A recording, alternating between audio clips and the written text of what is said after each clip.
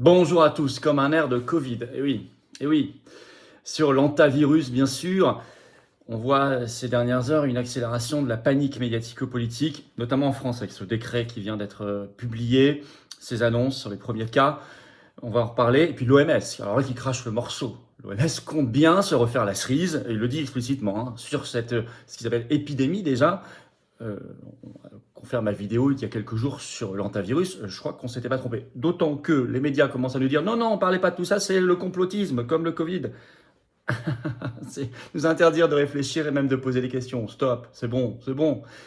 D'autant que, nouvelle révélation concernant les vaccins.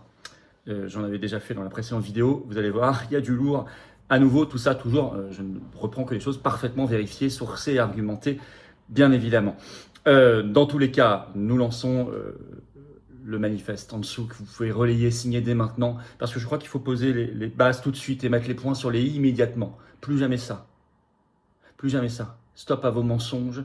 Nous avons le droit de poser des questions, nous avons le droit de poser des sujets, nous avons le droit de noter les choses, nous avons le droit de réclamer la vérité, la vraie science, non pas votre pseudo-science, la liberté, le libre consentement éclairé. Plus jamais ça. C'est le manifeste qu'on pose immédiatement, tout de suite. On ne sera pas pris de court, ce ne sera pas le Covid. Il est en lien sous la vidéo en description, vous pouvez le partager et le signer dès maintenant. Je vous invite à le faire, car il faut poser les bases dans la population française en général, tout de suite. Plus ça circulera, plus ce sera signé, mieux ce sera. Merci d'avance. Par ailleurs, merci de partager cette vidéo si vous le souhaitez. Un petit clic gratuit sur le bouton s'abonner à la chaîne en dessous, ça aidera à un meilleur partage si vous le souhaitez. Si vous ne souhaitez pas vous abonner, je respecte, merci déjà d'être là. Mais si vous souhaitez aider, sachez que ce petit clic sur s'abonner est très efficace, sachant qu'on vient de dépasser grâce à vous les 664 000 abonnés à cette chaîne. Merci, c'est grâce à vous et avec vous qu'on construit tout cela. Et puis vous le savez, mercredi 27 mai, je suis en réunion publique à Millau. On verra tous, adhérents ou pas, c'est entrée gratuite. Il faut vous inscrire par le lien qui est sous la vidéo en description si vous comptez venir. Je vous attends, patriotes, en ce début de semaine, au moment où ils tentent de nous rejouer un sale coup, au moment où on lance ce manifeste, plus jamais ça. Venez dans le plus grand mouvement de résistance, le plus grand mouvement souverainiste de France qui prépare la présidentielle, qui s'organise, qui cherche les parrainages actuellement, qui est dans l'action, les manifs, les opérations coup de poing, les tracts, les affiches, les autocollants partout. Le plus grand mouvement qui se bat partout, indépendant, qui n'a pas un centime d'aide publique, qui laissera pas faire tous ces dingues. Au contraire, on donnera l'espoir, la liberté, la paix, la France libre, toutes nos belles valeurs. Je vous attends maintenant car j'ai besoin de vous.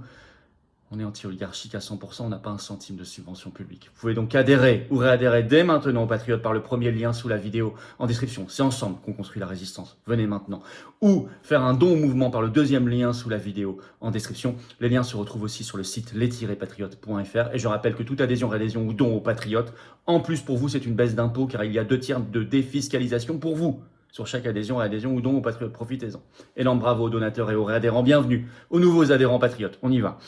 Antavirus, ça sent de plus en plus mauvais quand même leur affaire, à tout point de vue. Alors d'abord, l'OMS est prise la main dans le sac.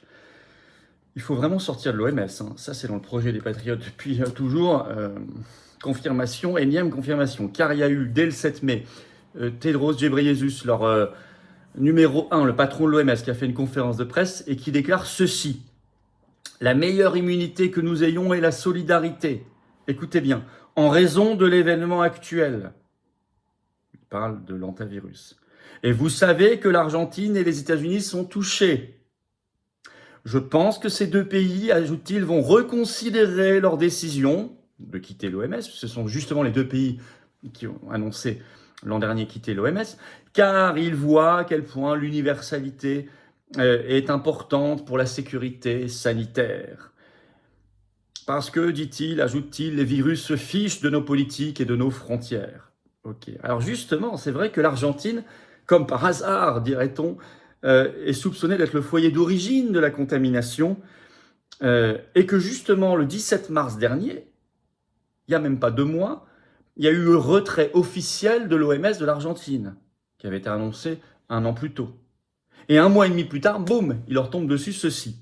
D'ailleurs, le gouvernement argentin, permettez-moi de vous dire qu'ils y voient très clair dans ce petit jeu.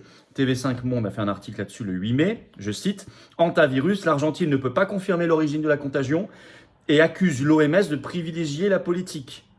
L'Argentine a annoncé qu'il n'est pas à ce stade possible de confirmer l'origine de la contamination de l'hantavirus dont un foyer est apparu à bord du navire MV Ondius. Buenos Aires accuse l'OMS d'utiliser cet événement sanitaire extraordinaire pour conditionner une décision souveraine de l'Argentine. Ils y voient clair. Effectivement, le patron de l'OMS disait les États-Unis aussi sont très impliqués. Alors vous savez que depuis que Trump et Kennedy Jr., les États-Unis ont annoncé vouloir sortir de l'OMS, qu'ils ont annoncé formellement d'ailleurs. Or, il y avait effectivement 17 Américains sur ce bateau.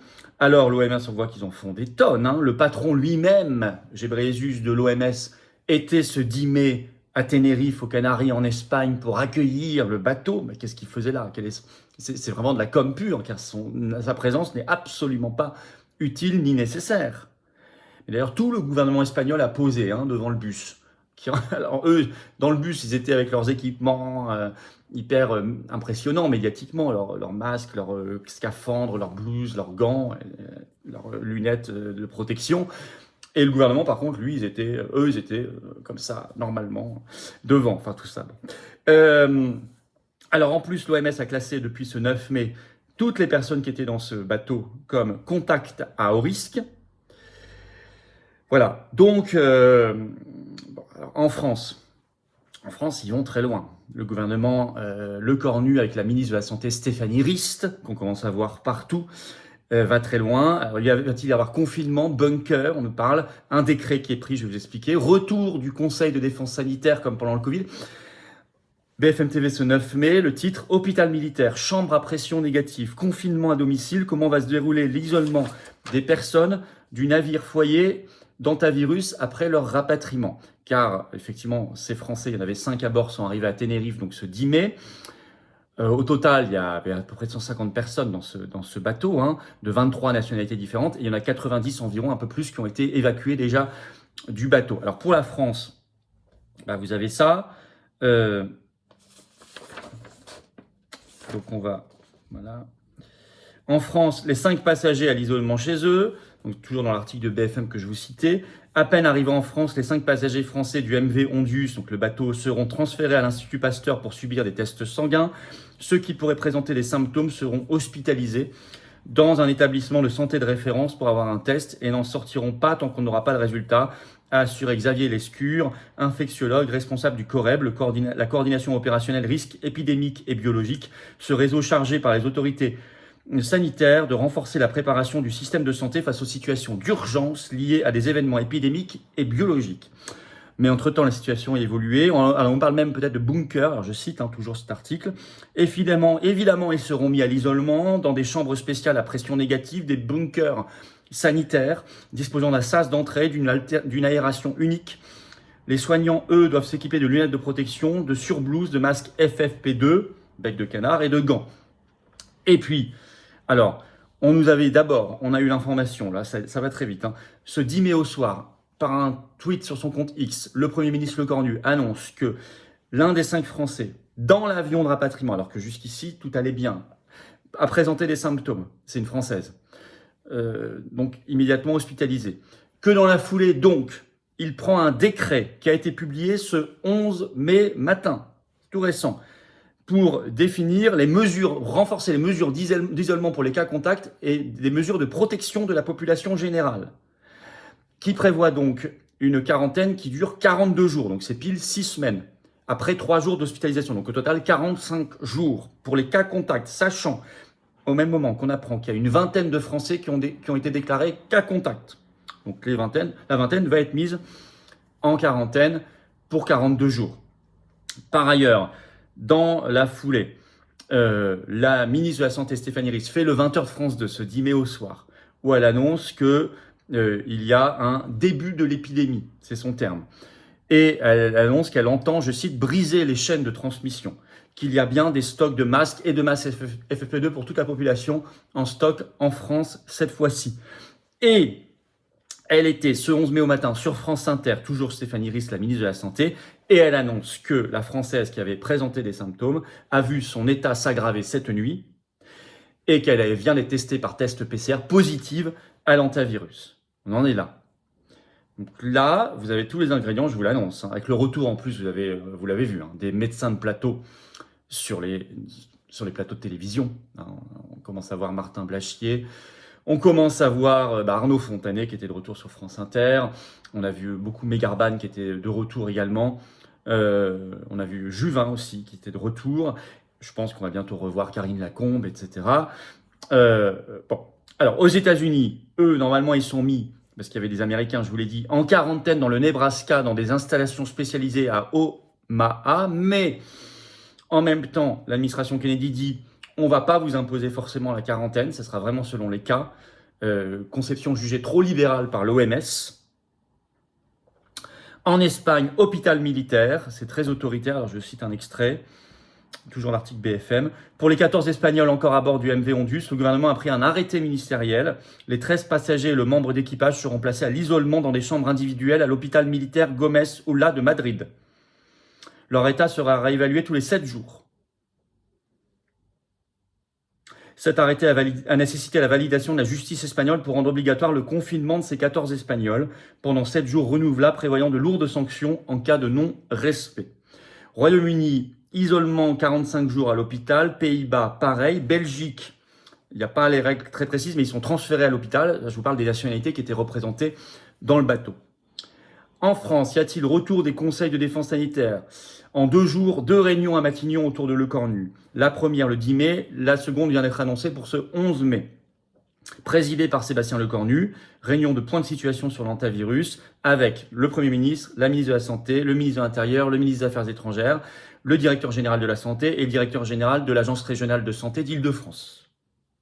Ce qui est à peu près la même composition que les conseils de défense sanitaire. Mais alors là, ils étaient passés en conseil de défense, vous savez, pour que ce soit marqué du secret défense pendant 50 ans. Est-ce qu'ils vont oser refaire ça? C'est pour ça que je vous dis, il y a tout de suite le manifeste là qu'on a mis à signer, à partager tout de suite, très très tôt pour mettre les points sur les i. Plus jamais ça, notamment plus les conseils de défense sanitaire marqués par le secret défense. Et oui, il faut tout de suite, c'est pour ça que je vous invite à le signer maintenant, à le partager. Alors, les médias en plus veulent interdire le débat, alors qu'il y a de nouvelles découvertes stupéfiantes.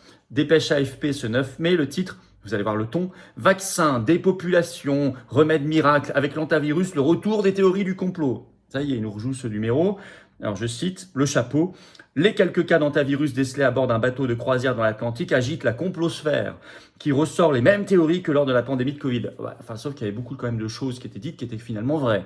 Il serait peut-être temps de se mettre à l'heure là, hein. Alors, vous avez par exemple critique du gouverneur de Floride, Ron DeSantis, dans cette dépêche, je cite. Le gouverneur de Floride, Ron DeSantis, a de son côté ressorti un vieux projet de loi visant à offrir l'ivermectine sans ordonnance dans son État. La désinformation atteint des niveaux extrêmes avec l'ivermectine, observe le virologue Jog Lednicki de l'Université de Floride. Pourtant, ce médicament n'est pas efficace contre les infections. Oui, parce que sur son compte X, ce 9 mai, Ron DeSantis a mis un tweet en disant je remets sur le tapis notre projet de loi en Floride pour mettre fin aux obligations vaccinales, pour offrir sans ordonnance la possibilité d'avoir de l'ivermectine. Voilà, bon, c'est rien d'extraordinaire, enfin, c'est tout à fait... C'est son rôle, c'est très critiqué dans cette dépêche. Interdiction de parler, de discuter, d'informer, de débattre, d'interroger. Enfin, on connaît la musique, c'est pas ça qui nous arrêtera aux patriotes, hein. Certainement pas. Nous sommes un mouvement qui sait faire la désobéissance civique quand il faut le faire. Or, justement, il y a déjà des choses bizarres sur des vaccins ARN messagers en préparation depuis 2023 à 2024, dont Moderna, BioNTech. Allez voir ma précédente vidéo sur cette chaîne si vous ne l'avez pas vue. Je disais déjà tout, je ne vais pas le répéter, mais j'ai fait une nouvelle découverte stupéfiante. Je cite. Le 24 avril 2025 correspond à la date de publication de la demande de brevet américain. Je vous épargne le long numéro de ce brevet intitulé Vaccin ARN messager contre l'hantavirus. Il s'agit d'une demande de brevet déposée par l'Université du Texas avec des inventeurs comme Alexander Boukreyev. Elle décrit des plateformes d'ARN messager codant pour les glycoprotéines, GNGC, des hantavirus. Les deux versions. Vous savez, il y a 2 hantavirus, on appelle ça Ancien Monde et Nouveau Monde. Nouveau Monde, c'est Amérique, c'est l'hantavirus des Andes, celui qui serait transmissible, ce serait celui qu'on aurait là, transmissible à l'homme, et celui dit de l'Ancien Monde, Asie, Europe, normalement non transmissible à l'homme. avec des constructions monocistroniques ou bicistroniques, des IRS, etc. Le dépôt initial remonte à 2022. Alors, donc vous avez un an avant pile, 24 avril 2025, date de publication d'une demande de brevet américain sur des injections ARN messager contre l'hantavirus. Et alors, quand on regarde ce laboratoire Boukreyev, dont je viens de vous parler, il a des collaborations traditionnellement avec des entreprises pour le développement de vaccins ARN messagers contre des virus hautement pathogènes, notamment collaboration contre le virus des Andes avec Acuitas Therapeutics, un vaccin ARN messager, mais aussi avec Moderna, partenariat étroit sur d'autres virus comme Marburg, filovirus, etc. Boukreyev a déjà copublié avec des scientifiques de Moderna. Voilà. Bon, donc on est toujours dans la même soupe en fait. Un an avant. Car je rappelle que cette affaire n'existe médiatiquement que depuis tout début mai 2026. Et en fait, dans les faits, cette croisière date du début avril 2026. Et là, on était sur 24 avril 2025. Voilà. Alors, on a le droit de réfléchir. C'est pour ça qu'on a voulu lancer ce manifeste. On a le droit d'être intelligent, comme disait un célèbre professeur. Surtout depuis qu'on connaît l'histoire du Covid-19. On est 6 ans après. Hein. Bon. Donc le manifeste, plus jamais ça, il est en lien sous la vidéo en description. Vous pouvez le signer, le partager maintenant. Stop à l'OMS. On voit qu'elle a un rôle très malsain dans cette affaire. Il faut en sortir.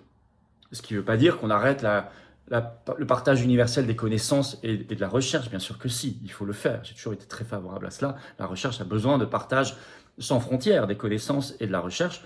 Ça ne veut pas dire qu'on doit renoncer à notre souveraineté nationale. Ce sont deux choses complètement distinctes.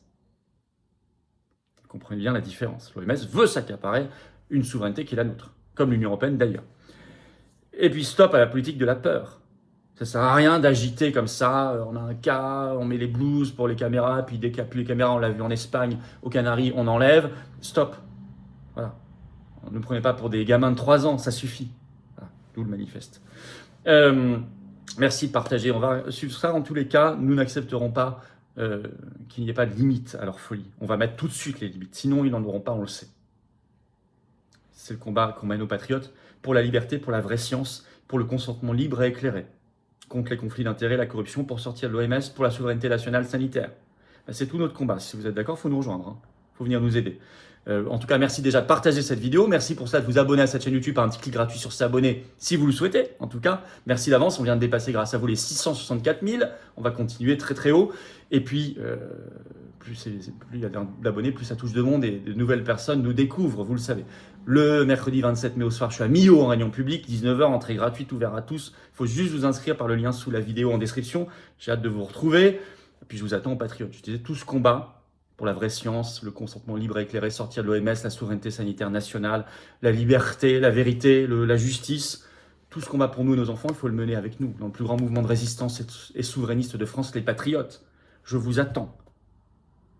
Je vous attends maintenant. Un mouvement indépendant qui n'a pas un centime d'aide publique, de subvention, ni d'aide des banques. Vous pouvez venir maintenant en adhérant, réadhérant, par le premier lien sous la vidéo en description. Ce lien est également en commentaire après. Il y a une petite fiche sur l'écran maintenant et dans quelques secondes, un lien sur l'écran facile.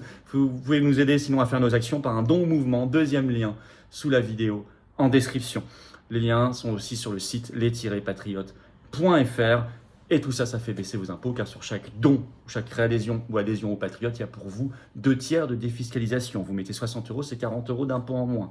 Vous en mettez 150, c'est 100 en moins. Vous mettez 1500, c'est 1000 en moins. Vous mettez 30, c'est 20 en moins. Vous avez compris. Bravo aux donateurs et aux réadhérents. Bienvenue aux nouveaux adhérents patriotes et vive la France.